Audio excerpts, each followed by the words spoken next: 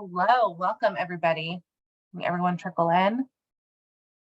As we wait for people to join, go ahead and feel free to put your name and title and where you're from in the chat. We'll give a few minutes for everybody to come in.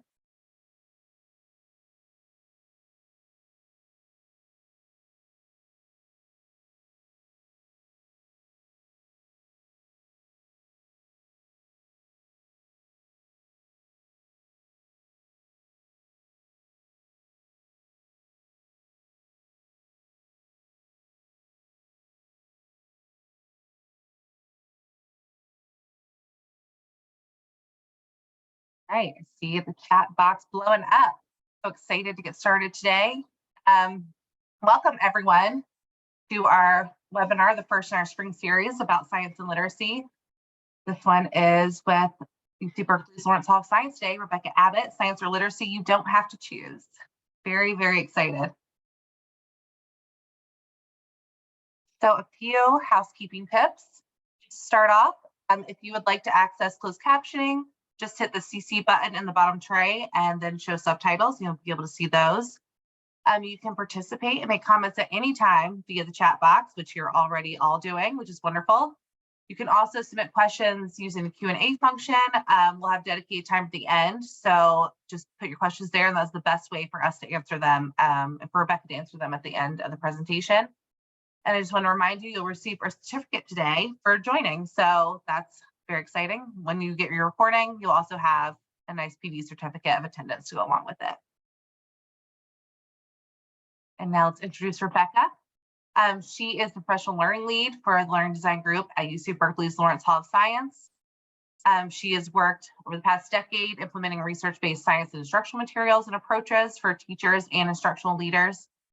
And she also taught for over 15 years in the San Francisco Bay Area and has been a K-5 instructional coach and English learner specialist. So she has done it all. We're very excited to have her today.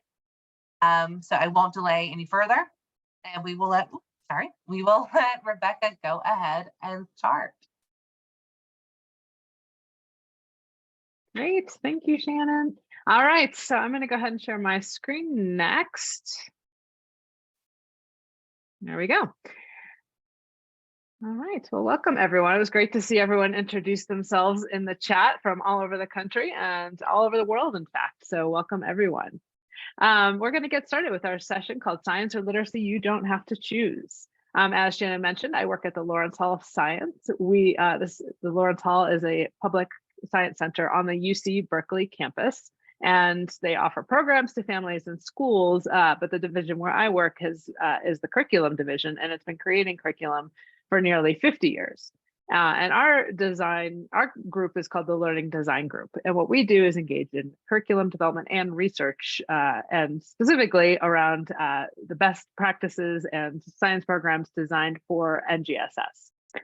And in my role, I support instructional leaders and teachers across the country who are implementing the new standards and who are using the Amplify Science curriculum, which brings me to, what does the Lawrence Hall have to do with Amplify?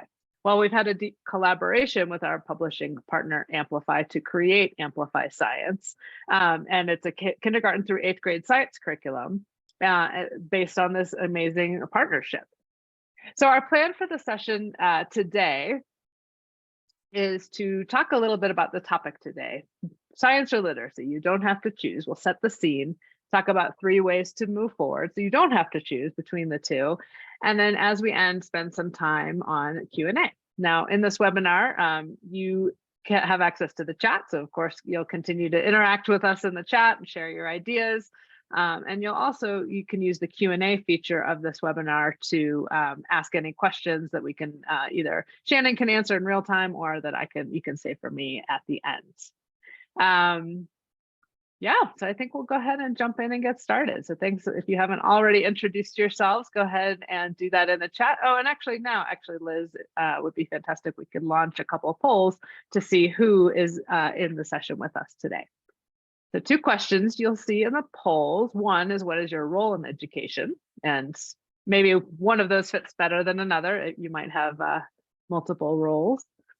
And the second one, same thing. What grade level or grade band matches who you typically work with? And there may be more than one answer for you, but pick one that fits best.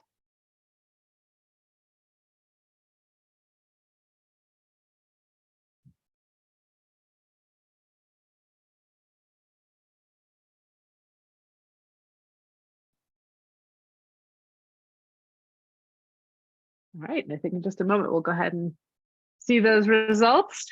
All right, we've got great number of classroom teachers, some principals, administrators, thank you so much for being here, and plenty of instructional coaches, and others are introducing themselves in the chat, elementary science curriculum specialists, so the folks from Amplify, welcome, special education, intervention. That's one of my roles is the intervention and language learner specialist. Great, and then in terms of grade levels, we've got all kinds of cross grade level, not very many high school folks, a bunch of elementary teachers, almost half of you are elementary or pre-K, and then some middle school, and plenty of other positions as well in the chat, either 6 through 12 or cross grade levels. Wonderful, well, welcome all. All right, so we're gonna start with thinking about where your ideas are. We're gonna step back and consider the big picture. Have you think for a moment and then respond in the chat about this question. Why do we teach science? Why should students learn science in school? So after you've reflected for a moment, go ahead and share an idea in the chat. There's a lot of you, so we'll get a lot of good responses in there. Why do we teach science and why should students learn science in school?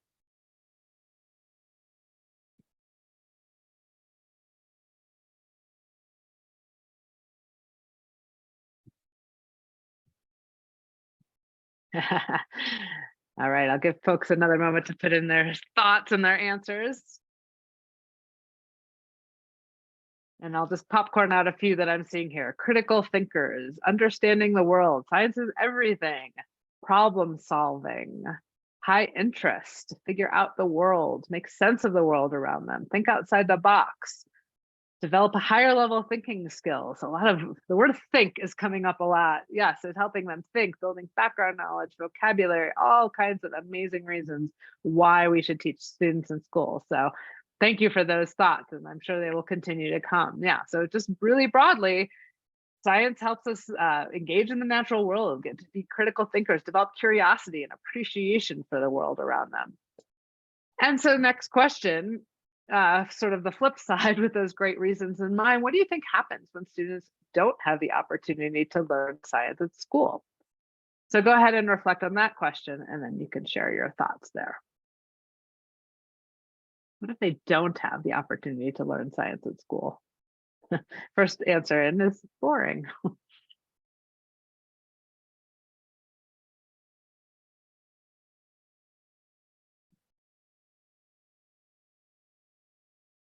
All right, a few more answers coming in. Wonderful.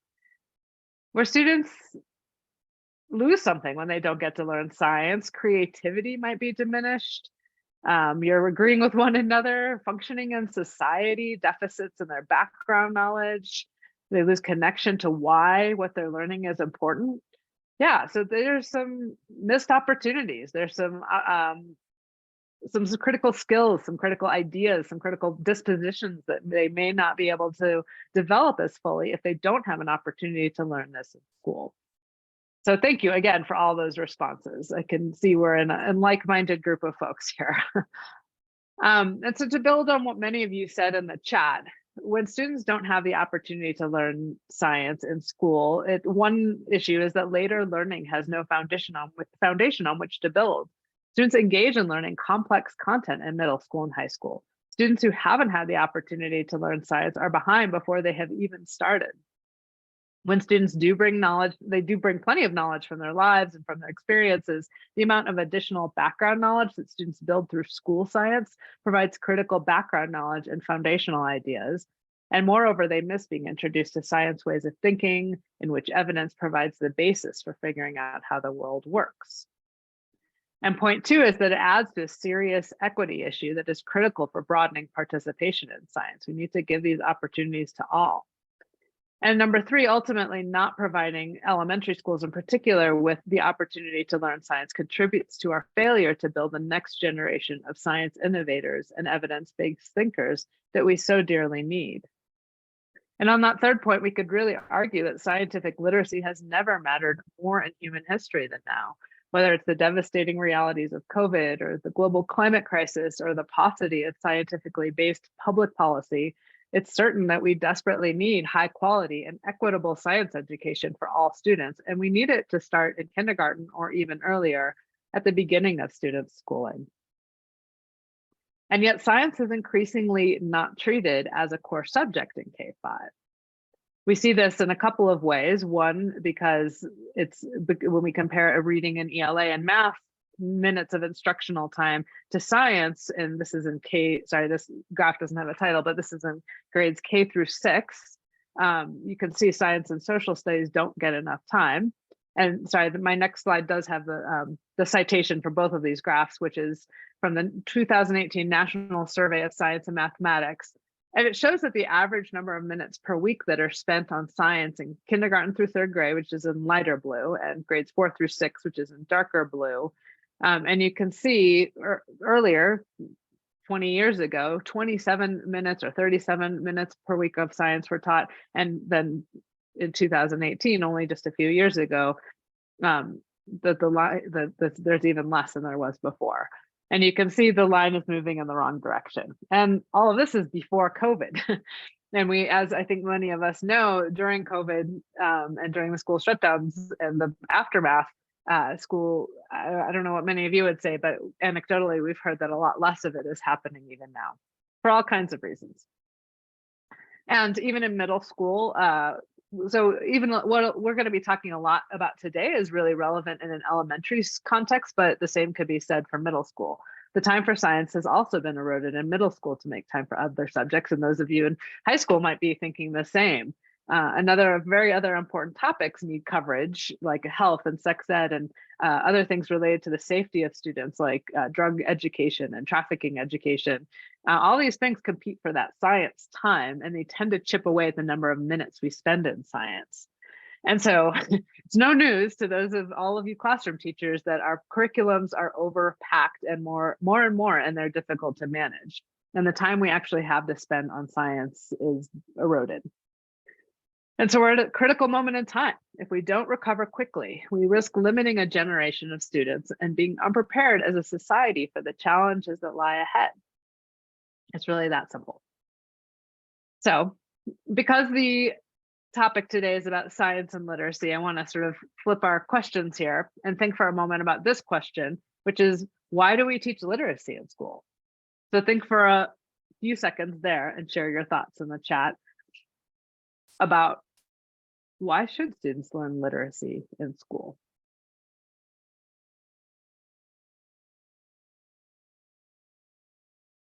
And I forgot to mention to make sure that your chat function is set to everyone, not just host and panelists. Most of you figured that out.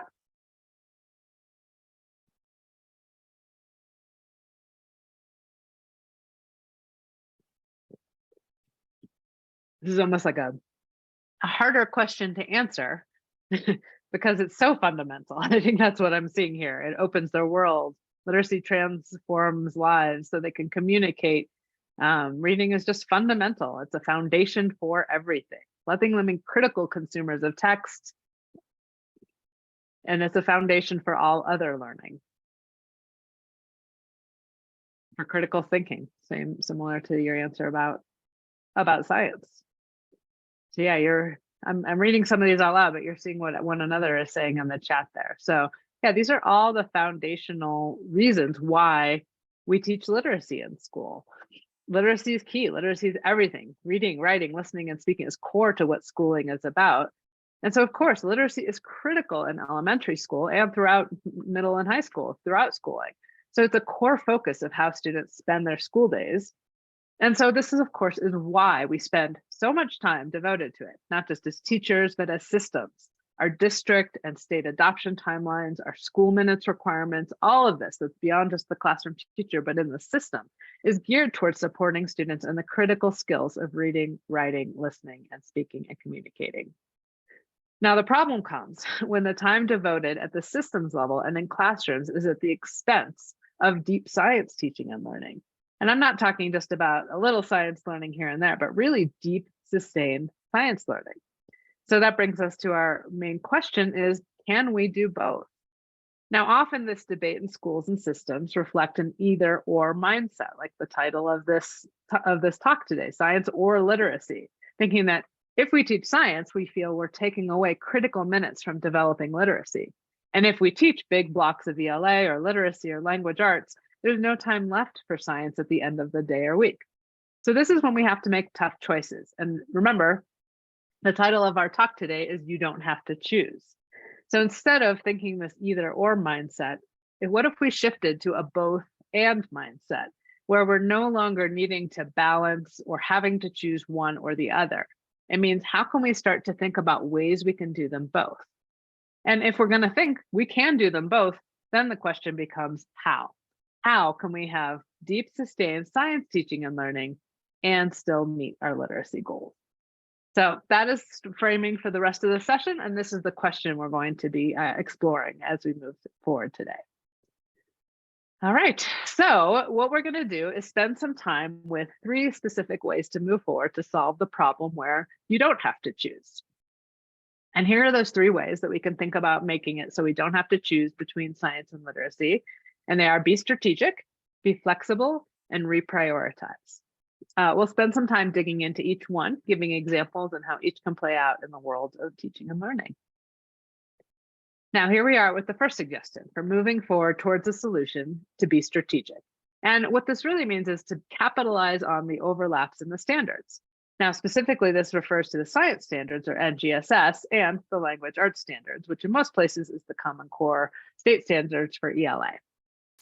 All right, we're going to launch one more poll to ask, how familiar are you with the next generation science standards? If you're very knowledgeable, you could teach a class on it. You're pretty knowledgeable, somewhat, or you don't have much to do with them. They're somewhat new to you. Go ahead and answer that poll.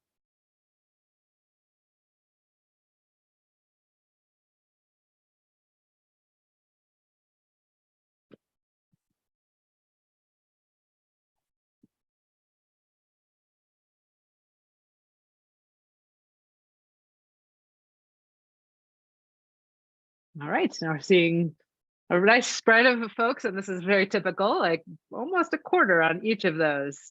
Oh, right, and I'm seeing that there's other versions of NGSS across the country, and that's actually a really good point, is that NGSS is based on the NRC framework, which I'll go into in a second, which has other versions of that in other states besides NGSS. All right, so we have about a quarter of in each of those categories. All right. So we'll start with some, so I'll give you a quick background for those of you who are somewhat familiar or not as familiar. But basically in 2010, the National Research Council came out with this framework for K-12 science education. This provided a new and bold vision for what teaching and learning, science and engineering in K-12 should look like. And in 2013, 3 years later, it was followed by the release of the standards themselves, and that operationalized the vision of the framework. And like I mentioned, all but 6 states have adopted standards that are based on the NRC framework. And whether sometimes they're not NGSS as is, but a version that's based on the same 3-dimensional framework. So issues of adoption aside, the vision put forth by the NGSS and the NRC framework is really considered to be a new and paradigm shift type of vision for the future. And what's interesting is that many of us in education think NGSS has a bold vision. A lot of scientist colleagues that we talk to thinks it looks like inviting students to engage in investigating the natural world in many of the natural ways like a scientist does. So there's a lot I could talk to you about with this NRC framework, but the one thing I want to talk to you about is this key part of the vision, which is the broadening of what are considered to be the practices of science and engineers. So these are called the science and engineering practices. And there's expectations that students will engage in these practices to solve problems and figure out scientific phenomena. Now, there are 8 of them. And here are the first 3. And these first 3 are traditional and recognizable as pretty science specific.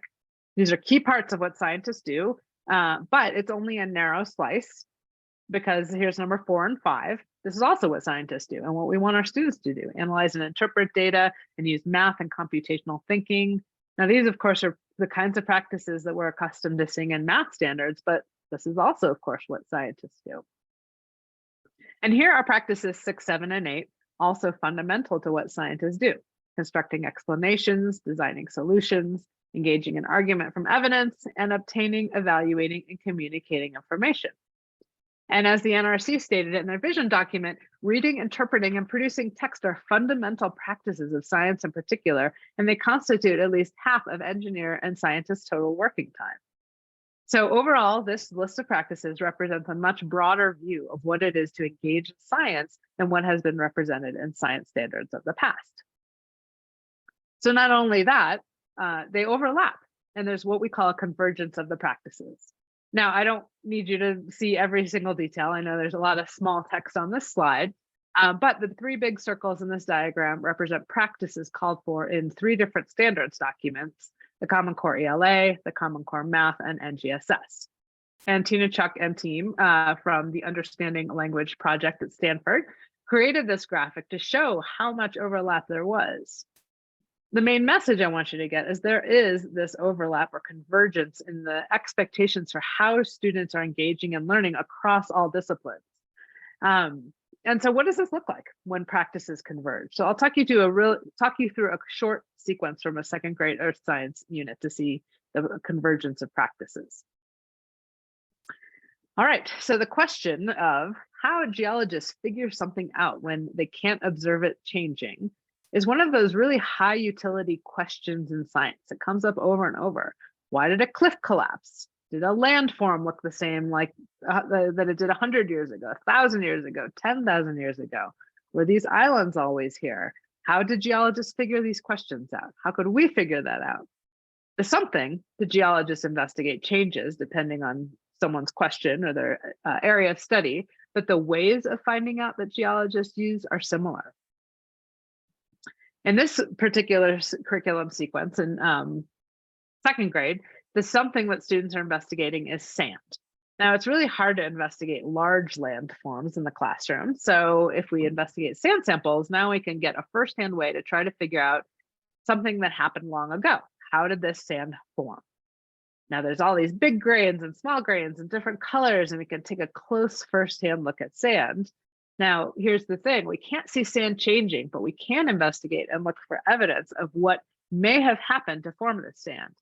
This starts with making observations of sand samples. And as students work to describe their sand, students need certain words, vocabulary, so they can describe the differences between the different sand samples, size words, shape words, color words. And ultimately, they question, how are these sand samples different? Where did they form? How did they form? What are they made of? All kinds of questions. And after they investigate the sand sample, students can investigate next in a book to figure out answers to some of their questions, like the location of where the sand was formed, the size of the sand grains. Those are all due to different locations or different characteristics or the different waves on the beach, and how smooth, sharp the sand grains are evidence of how old the sand grains are. So they get all this really interesting information by investigating from a book. And then students can put together an explanation of how different sand samples formed using the evidence they observed firsthand and the ideas they read about in the book. And they use evidence they gather to argue for their explanation of the origin of their sand sample. And so that's just a quick example about zooming in. If we zoom into the center of the Venn, about an area where practices from science and ELA and potentially math all converge. So what do we see? The zoom in view of the practices Venn diagram. That in ELA, they're building a strong base of knowledge through content-rich texts, that they're reading, writing, and speaking grounded in evidence, that they're constructing viable arguments and critiquing reasoning of others, and they're engaging in argument from evidence. So the practices students were engaged in, they were in service of figuring out something scientific, how landforms change over time, but really overlapped with key ELA and math practices at the same time. And so this is what we mean when we're talking about being strategic, shifting to teaching and learning that capitalizes on the overlaps. When you capitalize on the overlaps, you're building students' knowledge and understanding about the world while engaging them in the practices that have utility in their overall learning, not just practical in the science classroom. And not only is there potential time and savings and efficiency in focusing on the overlap, there's research evidence to show that a multimodal approach where students are figuring out phenomena, doing, talking, reading and writing and visualizing, that this multimodal approach is a better way to teach science and a better way to teach literacy. We're not just doing science and experiments, but we're also reading about them, writing about them, talking about them. So I'll give you a couple of examples from an independent set of studies that were conducted on this do, talk, read, write, visualize approach. This shows data from evaluators from the Center for Research on Evaluation Standards and Student Testing, known as CREST. What they did is conducted a side-by-side study where some students engaged in multimodal instruction, which you can see in green, compared to a control group that engaged in business as usual, what they call business as usual ways of doing science. They were either using kit-based science or textbook-based science. And you can see that the group of students engaged in a multimodal approach had more gains in reading comprehension, science vocabulary, and science knowledge. And in another subset of study, they checked out the writing that students were doing. Students using the multimodal approach consistently outperform students in comparison groups with writing and different aspects that they pulled out. And finally, our English language learners, our multilingual learners who experience this kind of instruction significantly outperformed other English learners in the business as usual classrooms in both in reading comprehension, in science vocabulary, and in science content knowledge. So it really shows this integrated approach with reading, writing, doing, talking, and visualizing in the service of science has great results. So again, that was being strategic with the overlaps. So moving on to our next suggestion, our second way forward is to be flexible. And so we've spent many years in education making sure that our subject areas are covered, so much so that we've adapted to a really fixed view of what subject areas look like. So what might it look like if we're more flexible on what it looks like? What if it wasn't so siloed in each subject area? So luckily, the good news is when you're looking at the current set of standards, you can see a call for a blurring of the edges. So we're going to do a little activity now called From the NGSS or the Common Core. I have 4 standards to share with you. I'm going to read each standard and then you can just add in the chat or just think to yourself, is this a standard from science or from NGSS or from the Common Core State Standards ELA? And I'll pause after each one and then show you the answer right away. It's not a quiz, just give your best guess based on what you see. So be ready in the chat. All right, here's the first one. It says, describe a relationship between a series of scientific ideas or concepts or steps in a technical procedure in text using language that pertains to time, sequence, and cause and effect. So put in the chat whether you think it's NGSS or Common Core ELA.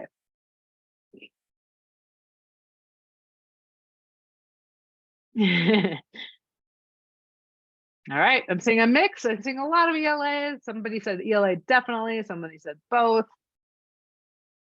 So there's answers that are both. Okay, I'll go ahead and share the answer so you're not left wondering. And indeed, it is from, oops, let me get to my next slide here, is from the Common Core. This is, maybe you knew this or maybe you thought it was science. So you give yourself a pat on the back if you knew. But yeah, this is from a grade 3 reading standard in Common Core. All right, so here's the next one. Make strategic use of digital media and visual displays of data to express information and enhance understanding of presentations. Common Core, NGSS. Give it your best guess.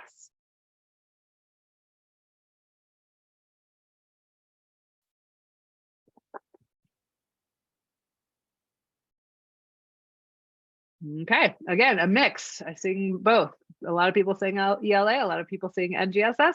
This one is also Common Core. This is a speaking and listening standard. And often I'll ask people, what was it in that made you think what it was when it was one or the other? So like having data, makes some people think that it's NGSS or expressing information, and then might be more ELA-like to you, but there's verbiage in this that really makes it hard to know. Yeah, data to express, digital media towards NGSS, yeah. So it's just, yeah, it's interesting to see that those keywords kind of associate with one or the other. All right, last one, third one. Follow precisely a multi-step procedure when carrying out experiments, taking measurements, or performing technical tasks.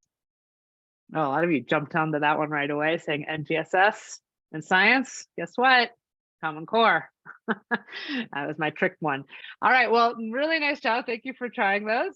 And so clearly the message is ELA is inclusive of science. The Common Core's full name is CCSS ELA Standards for English Language Arts and Literacy in History, Social Studies, Science, and Technical Subjects. And they did this, they named this prior to the NGSS coming out. All right, we'll do one more. This is the fourth one. Read and comprehend grade appropriate complex text and or other reliable media to summarize and obtain scientific and technical ideas and describe how they are supported by evidence. Yeah, that was a sneaky one. Agreed. You know, now I've got you guessing. You're not sure what to guess.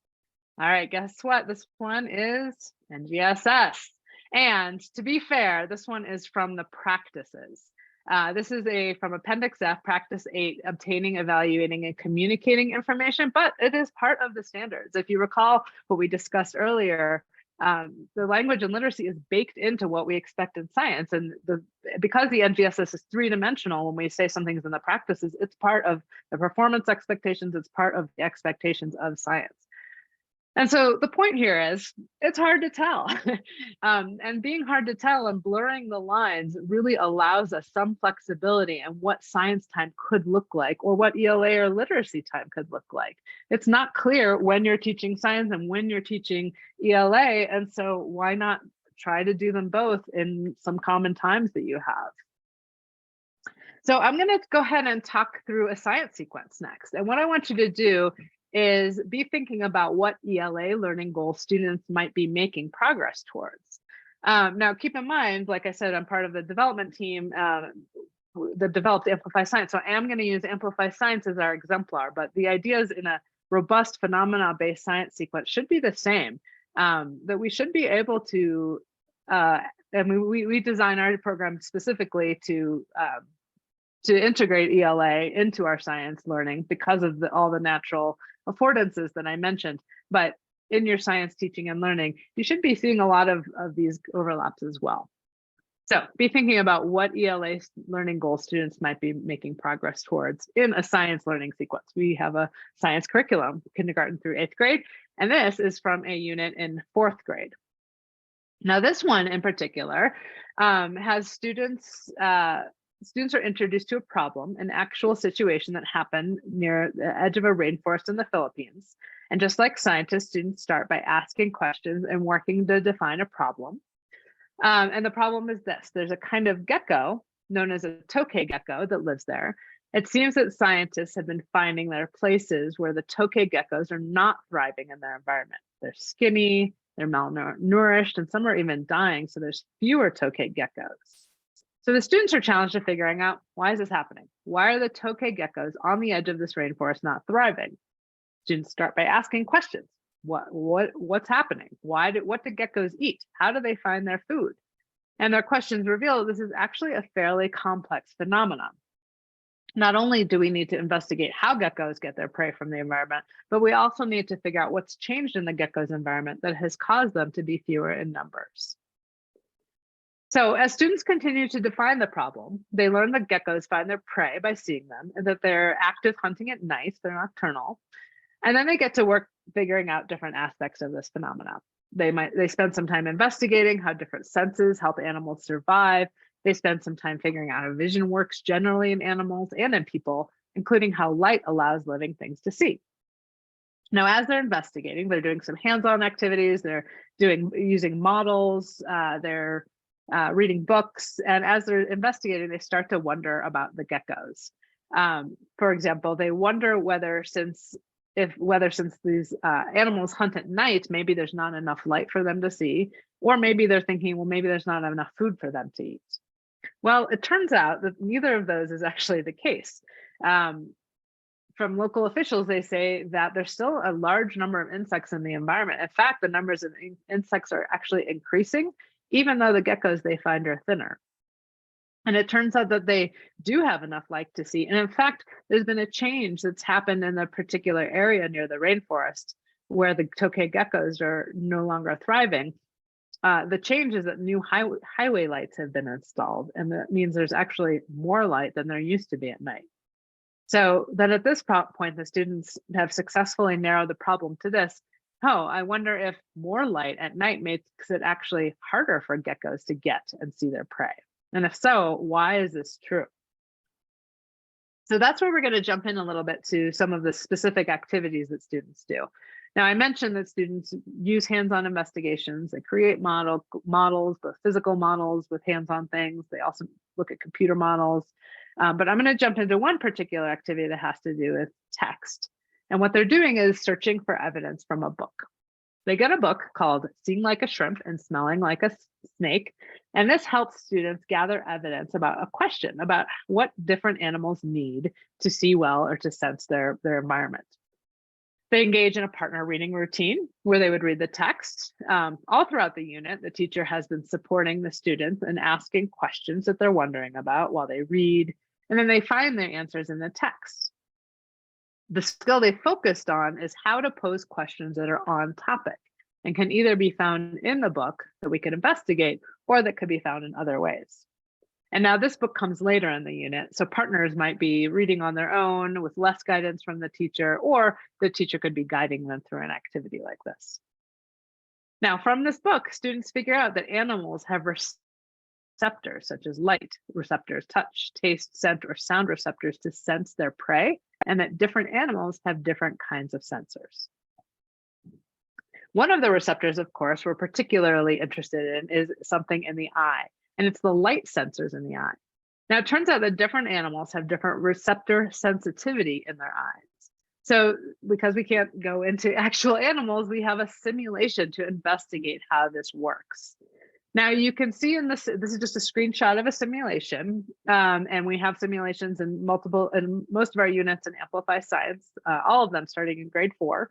Now on the left here, you can see there's this fierce looking predator, this creature, and its prey on the right. And I've listed the things that are variables in the simulation. Students could change the size of the predator's pupil. You can see that dark area there in the middle. They can also change the sensitivity of the predator's light receptors. So see those red lines that are in the back of the eyeball? We're not going to change those in this particular experience, but students could change those if they needed to. And you can also change the amount of light in the environment. And you can see in this image here, the thought bubble, and that's what information the predator's brain is able to process. So I'm going to play a couple of runs of the sim for you. Now, keep in mind, students would be manipulating these variables and changing them. I've just taken some video screenshots of what students would manipulate. Now, because students are investigating the question about how an animal sees in more light and less light, that's the only variable that will be different between these two sim runs. So if you can see on the left-hand picture, the amount of light is set to low, and that's what it says in the text underneath. And on the right-hand video, again, this is a video of the simulation, the amount of light is set to high. So I'll go ahead and press the play button on the left video, and feel free to respond with your observations in the chat. There's no sound.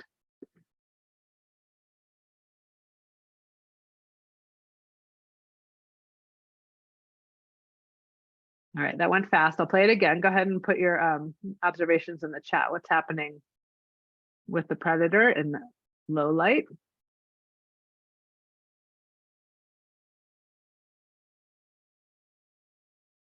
Okay, and let's see what's happening in the right-hand simulation next. Yeah, I see a couple of responses able to see. There's light bouncing off of the predator. All right, now here's the high amount of light. That's the only variable we've changed. Everything else should be the same. The pupil is the same, the light receptors are the same. You can play them side by side too, I think, so you can see them both at once. You want to compare side by side.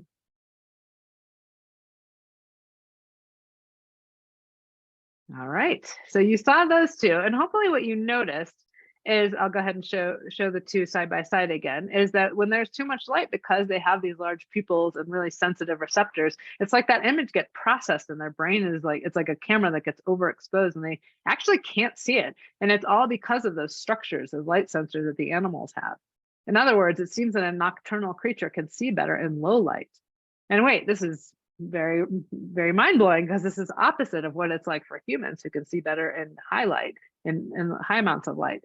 And so the question becomes, what is different about the structures in a gecko's eyes compared to the structures in a human's eye? That's the natural question that comes up, and we can investigate that, where students can dig into learning more about comparing eye structures. And they use a reference book to find this out, what different eyes are like, what structures are inside the eyes, how different animals' light receptors are suited for different amounts of light, and how the eye is connected to the brain for information processing. And what students are able to figure out is that different animals have different sensitivity to light, and that nocturnal animals have these large pupils and very sensitive light receptors. And this is additional evidence about how geckos' eyes work in low light. So yeah, I see a lot of you putting all that information in the chat as well, figuring some of that out. So nice work. And so what students do is they are expanding their vocabulary. As they investigate, they're gaining active control over vocabulary used to describe what they're learning. These are some general academic words as well as specific science words and phrases. And additionally, as students are gaining facility with the practice during this process, they're asking questions, they're looking for answers in text, and they're synthesizing ideas from multiple sources of evidence.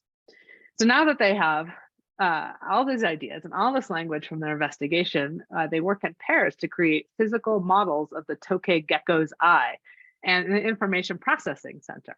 They engage in a structured discussion routine where they explain to another pair how their vision models represent animal vision. And then the other pairs take notes, listens, asks questions, and then they switch roles.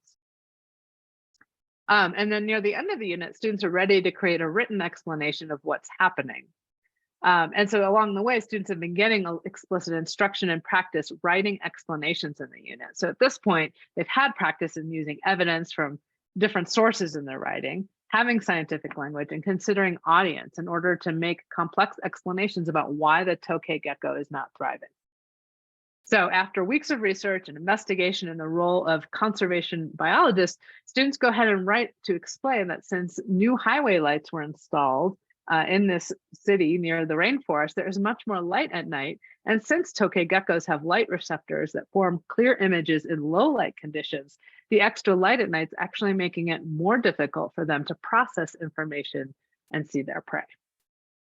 Now, of course, if you know fourth graders who are working on this unit, don't give away the ending, because they're going to do the investigations and the research themselves to figure all of that out. All right, so that is the sort of description of a short sequence, of a long sequence, but in a short way, in a Cliff's Notes versions for you as an adult audience. And so I wanted to reflect back on that question we had at the beginning, which is what ELA learning goals were being addressed. Some of you might have put those in the chat already. What ELA learning goals students might be making progress towards, even though this is technically a science sequence.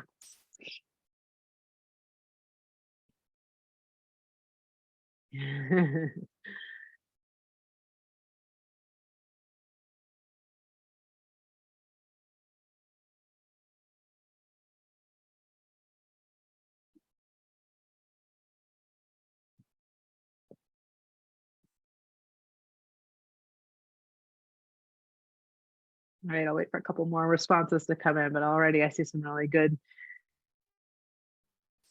some great ones. So ELA standards about main idea and detail, active reading, well, the skills of active reading, annotating with text, being attentive to the details in text, communicating their ideas, writing arguments, using the evidence to support their inferences,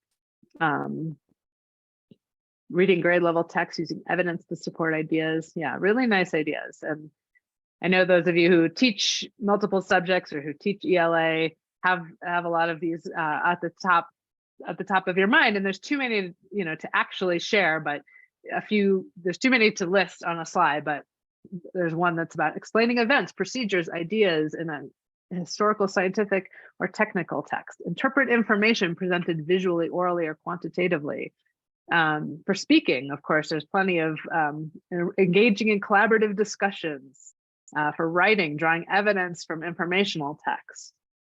So I could go on. And of course, vocabulary standards as well that many of you are mentioning now, researching, reading.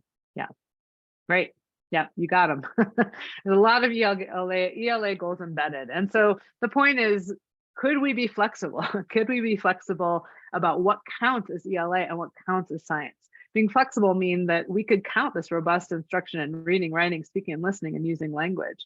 I would think a visitor popping into a K-5 classroom and observing this sequence and how students are gaining independence with interpreting evidence from the visuals and words and text, engaging in a range of collaborative discussion and producing clear and precise explanatory writing, they would agree that, yeah, this seems like it counts towards ELA standards. Now, we don't have the luxury of teaching each subject on its own siloed way anymore. There are just too many things to be taught. So we really can take advantage of these opportunities where students are engaging in reading, writing, listening, and speaking, and just let everyone know this could count. All right, so on to our third way to move forward at this moment and opportunity. It's to reprioritize.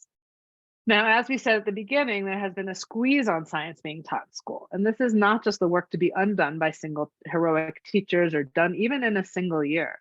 Bringing science back to being a core subject is something we need to work actively to reconstruct at a systems level. So I've got a few examples of districts who have worked to make science a priority. Just a super small sample, but nevertheless valuable to share their stories, as it may represent something you and your leadership have been thinking about. So even if you're not someone who works on a district level, see if there's one of these stories that resonates with you or inspires you. So first, this is a story about a district that was very small, had 3 elementary schools. And year 1 of their materials implementation, the teachers all just taught 1 unit of Amplify Science to get their feet wet. And as a district, they were committed to implementing all of NGSS. So they had a strong summer PD. And year 2, they jumped into all 3 units in the program, but they were struggling with pacing. It was really hard to fit everything in because they were still trying to do full programs of math and ELA. But then in year 3, now that they'd had experience with all of the programs, the teachers, along with their school and district leadership, got a different start. They started with science pacing guides as a baseline. They worked to compact some of the other ELA work they do. And now that they're familiar with everything, they could establish a pacing guide that took into account the science and ELA overlaps. And so the lesson learned in that sequence is that making time for science does not happen overnight. It took a big team, it took 3 years, and that even seems to me like a fast timeline for it to happen, but they started somewhere and it grew from there. The second story is an example of leadership team who looked at a district at instructional time and schedules across schools. They increased the minutes of instruction across KA Science because of a shared desire and value to have it become a priority. But also a key move of theirs was to actually eliminate any pull-out services and special classes from happening during science time. It wasn't going to be RTI time or MTSS or ELA, ELD time. They kept that time protected. Science needed to be a priority for all students, and so it needed to happen when students were in the classroom. And so the lesson learned from this district is that leadership from different departments can really work across the aisles and vertically across the grades to ensure that science time is truly protected. And finally, one last story about a district who had dedicated science specialists, both at the district and at the school levels. But when it came time for district programming, they were often third in line. They were getting less PD time, fewer instructional minutes than in ELA and math, and science was not getting equal status. So what happened was it took some common goals and initiatives at the district top level to help even this out. So one is that the district shifted its core focus towards equity and deep learning. And oh, look, that's something that science instruction does really well and that others can learn from. And second, the district had a need to put out common district instructional scheduling during COVID. And with this, and it actually lasted until the schools reopened again. And when this came out from the district, it was much more visible that science needed to be there. And so now that's become a message for all schools. And so during that time, leaders in different subject areas actually started to see the value in capitalizing on the overlaps and having robust science time. And they started to see that, oh, it was just efficient and compact time-wise to have subjects do double duty. So it kind of happened by accident, but it really grew from these common district initiatives that science could help with. So the message here is that having common goals allowed science to become more core. The team says that they still have a ways to go in this direction, but they're really glad to be taking these steps to have science on a level playing field with the other subject areas. So when we say reprioritize, we really mean it's time to rethink our systems and figure out how can we bring science forward as a core subject for all students. Okay, so as we wrap up our session today called You Don't Have to Choose, I wanted to rethink and go back to that question we had at the beginning. Why do we teach science? And your reasons were, what I saw from the chat was about supporting the development of scientifically literate students, creating an environment where students get curious and excited about learning, and because it's a valuable way for all students to interact with and learn about the world. And then remember, we also talked about how crucial literacy, it's central to students' schooling. And that by adopting a both and mindset, you can incorporate mutually supportive aspects of both subjects at the same time. The field as a whole is putting out calls for action as well. One example is this National Academy of Sciences paper called A Call to Action for Science Education, where it says scientific thinking and understanding are essential for all people navigating the world, not just for scientists and other STEM professionals. Yet science education is not the national priority it needs to be in elementary school through higher education. And another important document is the Science and Engineering at Preschool through the Elementary Grades, a report called The Brilliance of Children and the Strength of Educators. If you're interested in more about this, I would particularly recommend Chapter 6, which talks about models of integration, some of the research basis on the benefits of science and literacy and math integration, and not having to choose between them, but using them in service of one another in mutually supportive ways. So these are our 3 strategies, our ways forward, so you don't have to choose. So just take a moment now to think how these apply to your context. But keep in mind a couple of things. First, remember these aren't all meant to be done at once. These are long-term processes, ways to think about how you can incorporate not having to choose. And second, think about what you tackle might depend on your role. There are some things as a classroom teacher you could try in your curriculum tomorrow, looking at the overlaps of standards, for example, but there are other things that would definitely take a team or a long-term approach, partnering with leaders to start the longer process of truly making a shift. And of course, there may be some of these that you're already taking on, you've already been doing in your context because you're really interested in infusing science and literacy. So I really want to thank everyone for being here today, for your participation in the chat, and for your great interactions here. I'm going to pass it now or turn my attention to Shannon, who's going to help us tackle some of the Q&A that may have come in to see what we can hopefully answer in the last few minutes. Thank you, Rebecca. If you wouldn't mind ending your share, and I'll pop back up in a little general Q&A slide. Great. So far, I assume we will be getting many more questions coming in. But we have one in the Q&A right now, which is funny because I think it's something we actually talked about recently.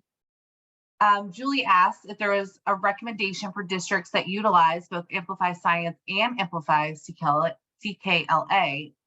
Is there a roadmap that shows the overlap in units? And I know that you and I and our wonderful Sophia, whom some of you may know from product marketing, just talked about possibly creating something that shows this overlap. So not really a question I don't know if we can answer right now, but we are thinking about it and working on it for those who are interested, showing these connections between our products. I don't know if Rebecca, you have anything to add, but that's where we are right now, I think. Yeah, that sounds great. Okay. We really didn't have any questions yet in the chat, and not a whole lot coming in the Q&A. So I am very surprised that we don't have anything, but that's great. I mean, you're a wonderful speaker, Rebecca. You seem to cover everything. No one has any questions. Everyone's good to go. Sounds good. Wonderful. All right. So I don't see anything coming in. So I'll go ahead and go to our next slide. But I do appreciate everyone's participation in the chat the whole time. No questions, but wonderful participation, everyone. I love the interactions everyone had. This was really great. I'm glad that we are all getting so much from this presentation. I just wanted to share some other resources. If you want to learn more about Amplify Science, you can always go to our amplify.com/science page. It has the product information for K through 8. You can also join another webinar, one of our program overview webinars to dive deeper into our phenomena-based program.